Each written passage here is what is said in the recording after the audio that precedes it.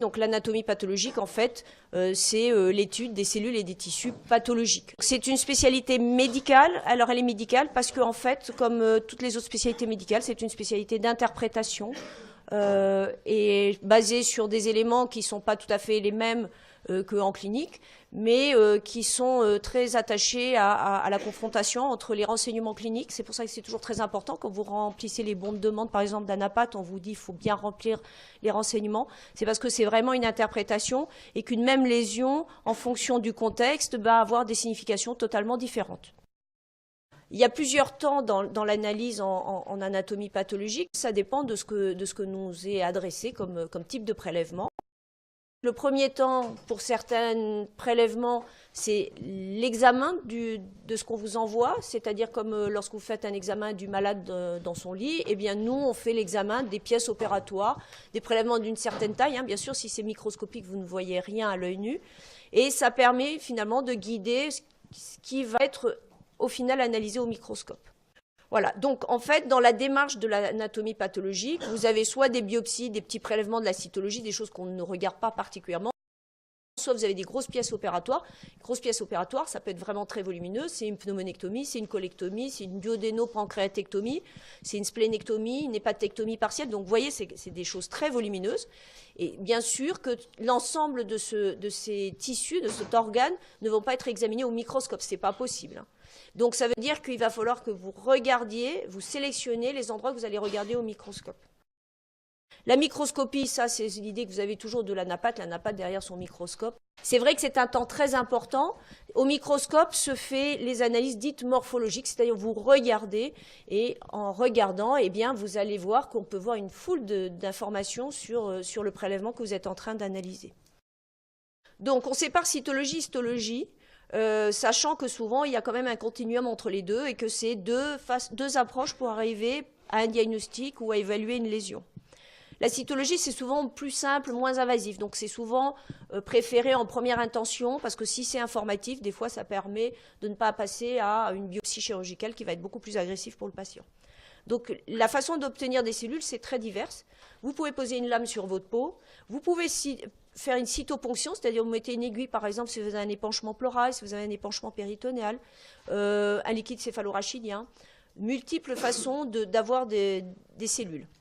Le frottis cervico-vaginal, la base du dépistage du cancer du col utérin, c'est un examen cytologique basé sur un raclage, en fait, avec un matériel, on vient racler les cellules qui sont à l'interface entre l'exocole et l'endocole. Et là, on va prendre les cellules qui potentiellement pourraient être indicatrices de dysplasie, c'est-à-dire de transformation des cellules normales malpighiennes en cellules tumorales. L'histologie, c'est les tissus. Les histologies, ça peut être des petits prélèvements, je vous ai dit, vous voyez à peine, c'est une tête d'épingle, ou ça peut être des très très volumineux prélèvements. Pour vous montrer la différence, donc vous voyez à gauche, c'est de la cytologie, donc soit de l'étalement, donc gauche-gauche, c'est un frottis cervico-vaginal. Alors maintenant, les frottis cervico-vaginales ne se font plus par étalement sur lame, ils se font en milieu liquide.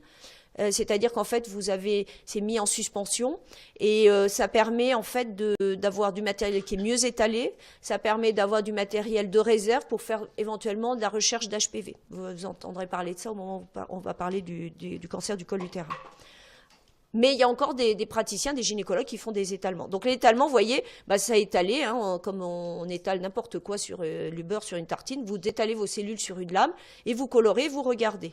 La cytocentrifugation, donc ça c'est ça. Donc par exemple le frottis en milieu liquide, ça va être comme ça. C'est-à-dire qu'en fait vos cellules sont dans une suspension, vous centrifugez, ça se dépose sur des lames que vous allez colorer. L'intérêt, c'est que vous pouvez faire plus de lames.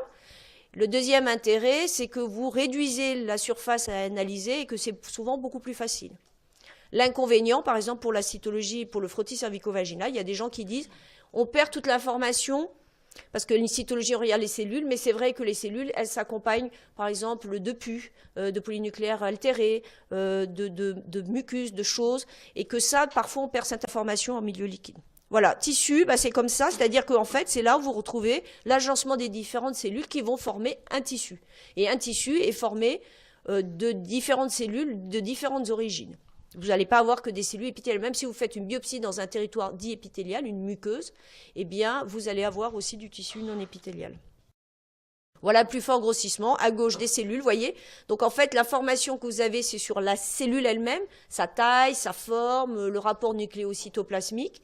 Le fait qu'elle soit cohésive, vous voyez que par exemple ici, vous avez 3 cellules qui se tiennent, et ça veut dire qu'en fait, elles ont des ponts d'union entre elles, ça veut dire qu'il y a une cohésion cellulaire, et souvent c'est un signe qui nous intéresse parce que c'est souvent un signe de malignité. À droite, eh bien, vous avez, c'est l'équivalent, en fait, c'est la cytologie de ce que vous voyez à droite. Eh bien, vous avez d'autres informations, vous avez la disposition des axes, vous avez la façon dont les cellules tumorales vont s'agencer, parce que là, il s'agit d'un cancer du poumon. Et puis, vous voyez éventuellement l'infiltration du chorion, l'infiltration des structures avoisinantes. C'est d'autres informations. Voilà, donc ça c'est un exemple de frottis cervico-vaginal avec un frottis en dysplasie dit de bas grade, une lésion de bas grade, on ne dit plus dysplasie, on dit lésion de bas grade, et avec ici un aspect qui ressemble à cet aspect un peu blanchâtre autour du noyau, vous voyez le noyau en violet, et en fait qui correspond à l'inclusion virale par HPV, papillomavirus, donc première cause de cancer du col utérin. Et à droite, c'est la biopsie qui correspond. Vous voyez que vous n'avez pas du tout la même visualisation des choses. En anapathie, il faut avoir beaucoup d'imagination. Là, ce que vous allez visualiser, c'est la densité de cellules. Ce que vous allez visualiser, c'est en fait la disposition des cellules du bas vers le haut. Le fait que vous allez avoir des mitoses qui remontent vers le haut. Tout ça sont des signes qui vont vous permettre de grader la dysplasie. Là, ce que ça vous permet, c'est d'avoir un signal d'alerte, de vous dire qu'il faut aller faire une biopsie parce que vous avez une lésion qui potentiellement est une lésion peut-être plus agressive. Là, vous avez une lésion plus agressive. Vous voyez que déjà, cytologiquement, c'est plus inquiétant. Les cellules sont beaucoup plus hétérogènes de taille, de forme, d'allure. Et vous voyez qu'ici, dans le tissu, eh bien, vous avez quelque chose qui est aussi plus inquiétant, qui est plus cellulaire, avec une disposition qui est beaucoup moins normale, avec des mitoses qui remontent beaucoup plus haut. En revanche, ce qui a vraiment explosé, c'est ce qu'on appelle examen complémentaire, un peu comme en clinique où vous dites je vais faire un examen complémentaire, une radio.